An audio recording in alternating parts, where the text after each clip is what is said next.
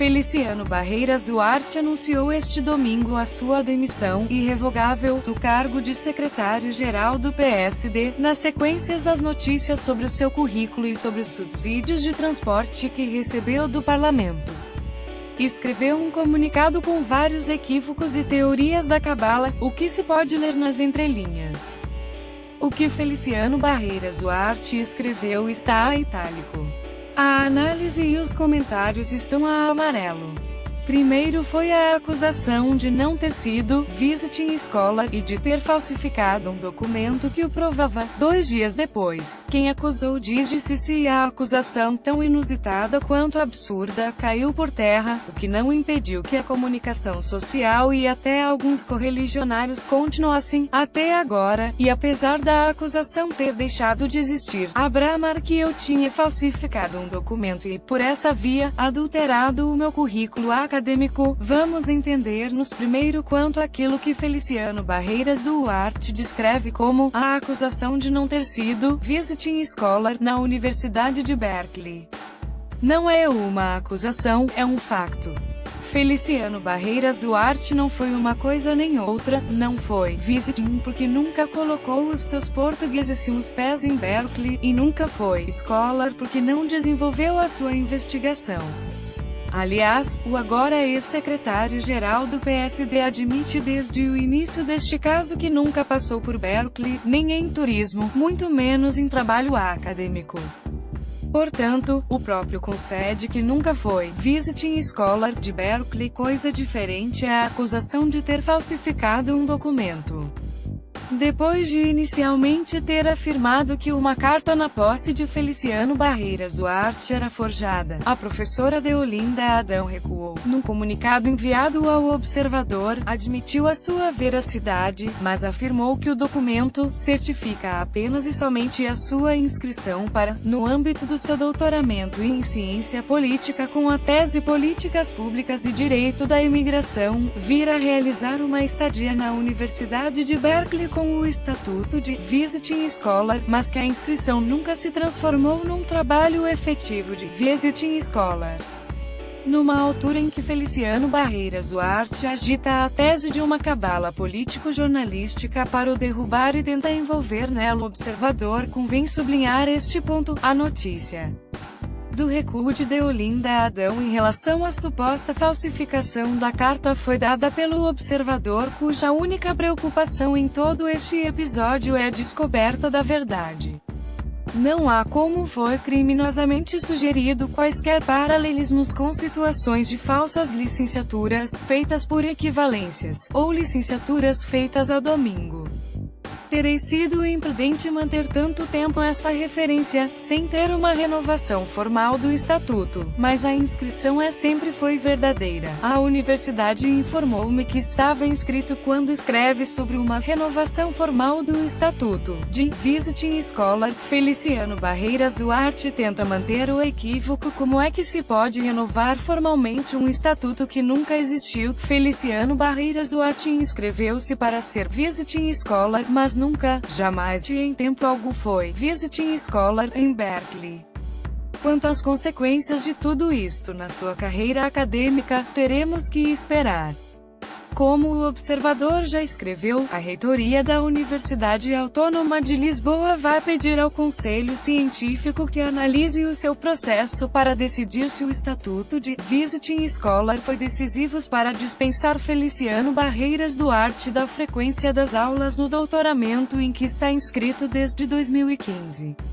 Depois foi a alegação de que entreguei uma morada falsa no parlamento, em 2005, para receber mais uns euros de ajudas de custo, não obstante ter amplamente explicado que indiquei a morada fiscal ao parlamento, como sempre tinha feito e como creio faz grande parte dos deputados, e que os regulamentos dos abonos dos deputados indicam claramente que a indicação da morada fiscal tende a prejudicar-me financeiramente. A acusação, torpe e estulta, campeou pelos meios de comunicação social e redes sociais. Isto é muito simples de entender. Feliciano Barreiras Duarte tinha casa em Lisboa, onde vivia com a família, mas recebeu subsídio de transporte e ajudas de custo na Assembleia da República como se vivesse a 83 quilômetros de Lisboa. Por que decidiu dar ao parlamento a morada dos pais no Bom Barral? Através de uma contabilidade teórica que o obrigava a fazer 8 viagens mensais ao distrito em trabalho político, um ritmo que nunca alegou ter nem apresentou provas de fazer, afirmou ao Observador que essa troca lhe fez perder, imagine-se, 10 euros por mês. Em entrevista à TSF este domingo, porém, já admite: se tiver de fazer um acerto de contas, falo-ei na hora. Feliciano Barreiras Duarte argumenta que recorreu ao Bom Barral por ser a sua morada fiscal e agora até diz crer, mais uma vez sem apresentar provas, que é isso que faz grande parte dos deputados. Se faz mal. Como o Observador já noticiou, um parecer do Conselho Consultivo da Procuradoria-Geral da República datado de 1989 clarificou o conceito de residência habitual e não dá razão a Barreiras Duarte. Por isso, conversei com o Dr. Rui Rio e manifestei-lhe a minha vontade de deixar o cargo de secretário-geral do PSD, tendo em conta os ataques de que estava a ser alvo e os efeitos desses ataques no seio da minha família. O Dr. Rui Rio manifestou-me o seu apoio e solidariedade, tendo compreendido e aceite todos os meus argumentos. O apoio e solidariedade de Rui Rio têm sido, de facto, claros nos últimos 2 dias.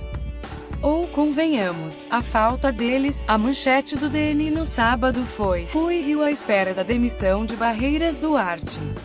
A notícia do Público no domingo foi: prazo de Barreiras Duarte esgota-se, ou sai por si ou Rio desiste dele. Existe, porém, aqui um ponto: foi o banho de ética prometido por Rui Rio que deixou Barreiras Duarte nesta situação de fragilidade. Ao mesmo tempo, tenho perfeita consciência, como qualquer observador minimamente atento, de que não sou eu o alvo, mas sim o líder do meu partido e a sua direção. Por isso ficar seria avolumar o problema e não contribuir nada para a solução. Não se percebe o raciocínio. Se o alvo é o líder do partido e a sua direção, então não se entende como a saída de Feliciano Barreiras Duarte pode evitar o avolumar do problema, tendo em conta que o suposto verdadeiro alvo se mantém em funções. De qualquer forma, estamos apenas perante uma nova variação na tese da cabala que tantos políticos adoram.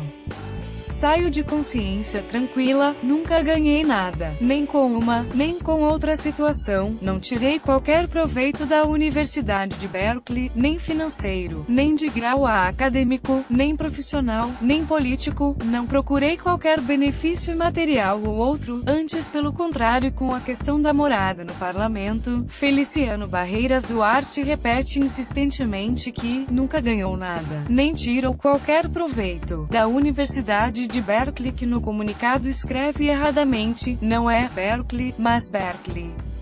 Se é assim, então por que aqui ao longo dos anos repetiu o seu suposto estatuto de visiting scholar nos currículos e livros que publicou? Quanto a saber se tirou benefício material com a questão da morada no parlamento, resta esperar pelas contas da Assembleia.